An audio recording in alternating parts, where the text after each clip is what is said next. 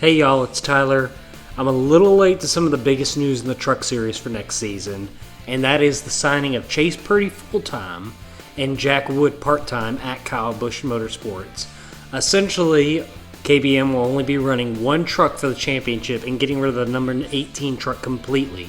They did, however, replace the 18 truck with an alliance truck with Rev Racing, who will sport a truck for up-and-comer Nick Sanchez with KBM equipment. So, my video a couple weeks ago about Nick Sanchez being at KBM in 2023 was, half right.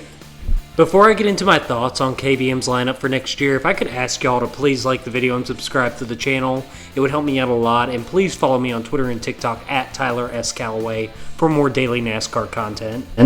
So Chase Purdy and Jack Wood. I don't think I'm going to be the first person to tell you this, but this is a very underwhelming lineup.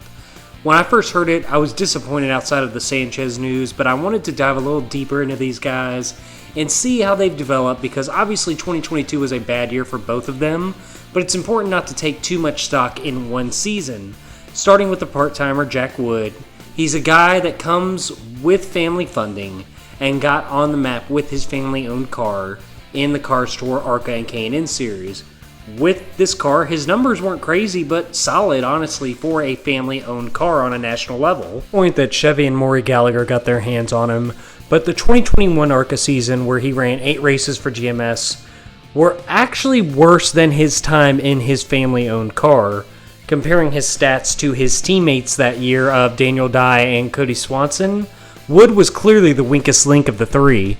He was also woefully ill-prepared for a 12-race truck series run he received in 2021, but maybe it was just growing pains. However, in 2022, he hasn't been any better. Racing full-time in GMS equipment, Jack Wood finished the season with zeros across the board on all statistical categories and an average finish of 25.2, and finished 24th in the final standings. 24th in the Truck Series standings. He finished behind Timmy Hill, Haley Deegan, Lawless Allen, and Dean Thompson. His teammate this season, Grant Enfinger, he had 1 win, 7 top 5s, 12 top 10s, an average finish of 12.1, and finished 7th in the standings. This is the epitome of yikes if you are someone rooting for Jack Wood. I would say that driving a car that Kyle Busch and other Chevy development drivers will be sharing with you in 2023 is going to be quite the humbling experience for Jack Wood. You then look at Chase Purdy, who will be the only driver competing for a driver's championship for KBM in 2023, and I was really hoping to find something that would give me some hope, something that would explain why Kyle Busch decided to make him his new flagship driver, and unfortunately, I found nothing besides a big old fat paycheck from Bama Buggies. Now, to be fair, I found more reason for optimism than I did with Wood. In 2016 and 2017, Chase Purdy was actually putting up okay stats in the Cars Tour and K&N series, running DGR equipment in K&N. He was able to grab like 5 top 5s, 8 top 10s, and 14 starts. Again, not great, but okay. There's at least something to build on it with. Move on to 2018, and there's still some reason to be intrigued. He finished with 10 top 5s and 14 top 10s at ARCA, finishing 4th in the championship and putting numbers equal and a little better than most people that stepped into team owner Matthew Miller's cars in 2018. His teammate that year was actually Zane Smith, who was the only guy to put up significantly better numbers with 4 wins and 12 top 5s and 13 top 10s, and finished 2nd in the final standing. So he's keeping up with the likes of Zane Smith. That's good. And then this is where it gets weird. He's non-existent in 2019. If he did race in 2019, it was not in any NASCAR sanctioned event. It's not till 2020 he pops up again, racing for GMS Racing in the Truck Series. And he doesn't really show a whole lot of anything, but he's jumping up into the Truck Series after seemingly having a year off, so maybe it's just growing pains.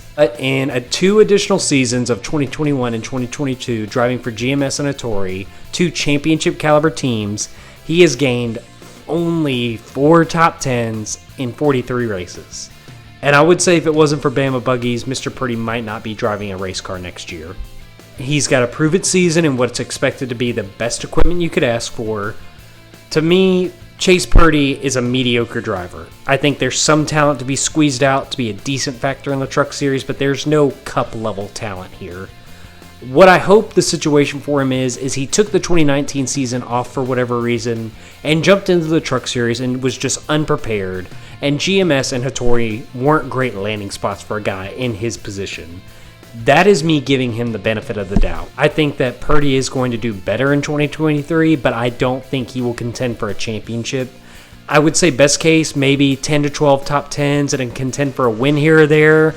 Maybe win one, make the playoffs, but not get too far. That's kind of just my personal prediction of a best case scenario. Maybe build on that and carve a decent spot for himself in the Truck Series if Bama Buggies continues to foot the bill. But as for Jack Wood, honestly, I think his best case would be maybe getting top 15s in half the races he runs in the 51. I really don't have a lot of expectations for Jack Wood, unfortunately. I think it's probably going to be a very long year for KBM, especially when their alliance team at Rev Racing is probably going to be outrunning them weekly with the superior driver Nick Sanchez. We might even get a classic Kyle Busch moment of slamming his drivers for not, performing up to his snuff, akin to Todd Gilliland and Harrison Burton.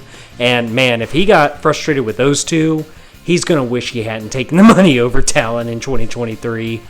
But what do you guys think? Do you think Chase Purdy and Jack Wood have more talent than their careers have let on? Tell me what you think in the comments, and I hope you all have a great day.